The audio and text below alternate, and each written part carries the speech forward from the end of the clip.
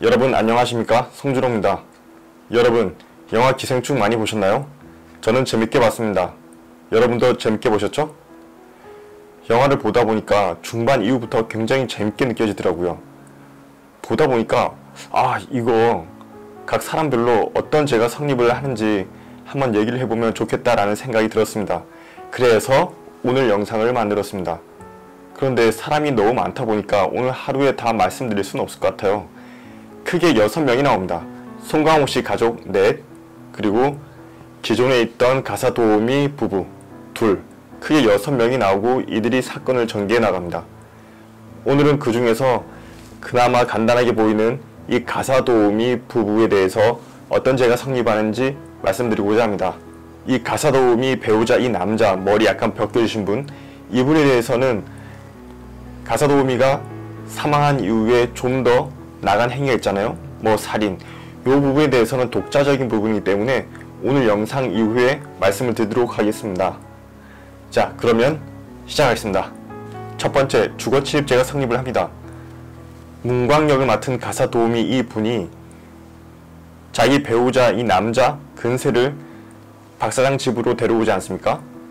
빚이 많아서 채권자들에게 쫓겨서 어쩔 수 없이 지하실로 데려왔다고 하는데요. 이 부분이 바로 주거침입죄가 성립을 합니다. 물론 박사장이 지하실의 존재를 알지 못했다 하더라도 주거침입죄가 성립하는 데는 결론에 지장을 주지 않습니다.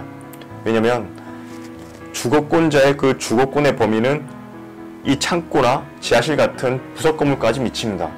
그리고 보통 주거침입죄 같은 경우는 들어오지 마, 나 들어갈래, 이런 경우보다는 몰래 들어간 경우가 더 많지 않습니까? 박사장에게 근세가 지하실로 들어가는 것에 대해서 추정적 승낙이 있다고 볼 수 없습니다. 그렇다면 결론은 주거침입죄의 공동정범이 성립을 합니다. 문광씨가 직접적으로 주거침을 한 것은 아니지만 자기 배우자 근세가 지하실로 들어올 수 있도록 적극적으로 기회를 보고 길을 터준 핵심적인 역할을 했잖아요. 그렇기 때문에 주거침입죄의 공동정범이 성립을 합니다. 두 번째, 절도죄가 성립을 합니다. 문광씨는 냉장고에서 음식물을 빼다가 자기 남편 근세에게 종종 계속 주었습니다. 물론 영화에서는 자기 돈으로 사서 줬다고 하지만 항상 그럴 순 없잖아요. 중간중간에 빼서 줬을 겁니다. 그렇기 때문에 이 부분에 대해서는 절도죄가 성립을 합니다. 혹시 이 문광씨가 한 것이 절도가 아닌 횡령이 아니냐 라고 의문이 들 수 있는데요. 이 횡령의 경우에는 이 문광씨에게 보호관자의 지위가 인정되어야 합니다. 그게 바로 전제죠. 그런데 그 음식물이 있던 장소는 어떻습니까? 박사장 부부가 맨날 거주하는 곳이잖아요. 그렇기 때문에 따로 문광씨에게 보관자 지위를 인정할 필요가 없습니다. 반대로 만약에 박사장 부부가 이 가족이 해외여행 가기 위해서 그동안 집을 좀 맡아달라, 집을 좀 보관해달라, 이런 식으로 해서 이 문광씨를 고용을 했다면 그때에는 문광씨에게 독자적인 점유가 인정될 겁니다. 보관자 지위가 인정이 될 것이죠.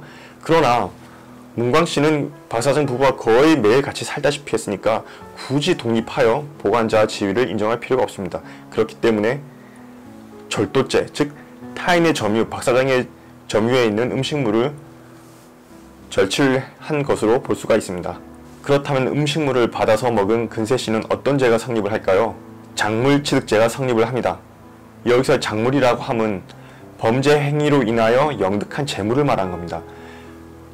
문광씨가 갖다준 음식은 절도 행위로 인해서 생겨난 재물이요.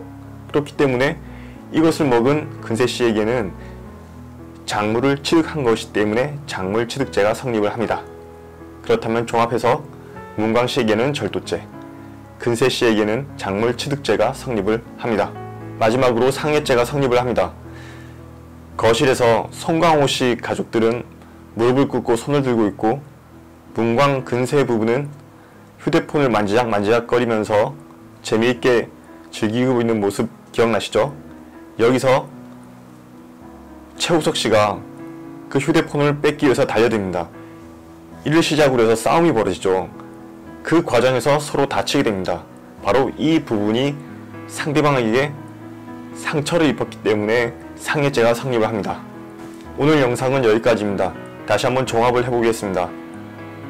문광씨에게는 최초 주거침입죄, 절도죄, 그리고 상해죄가 성립을 합니다. 그리고 근세씨에게는 주거침입죄, 작물취득죄, 상해죄가 성립을 합니다. 영화를 보시면서 구체적인 죄명이 생각나지 않더라도 이 부분이 죄가 될 거라고는 한 번쯤 생각을 해보셨죠? 제가 말씀드린 것과 한번 매치를 시켜서 죄명을 한번 생각해 보시면 좋을 것 같습니다. 오늘 영상이 도움이 되셨나요? 도움이 되셨다면 구독, 좋아요, 그리고 궁금한 사항이 있으시면 댓글 부탁드리겠습니다. 저는 송준호였습니다. 감사합니다.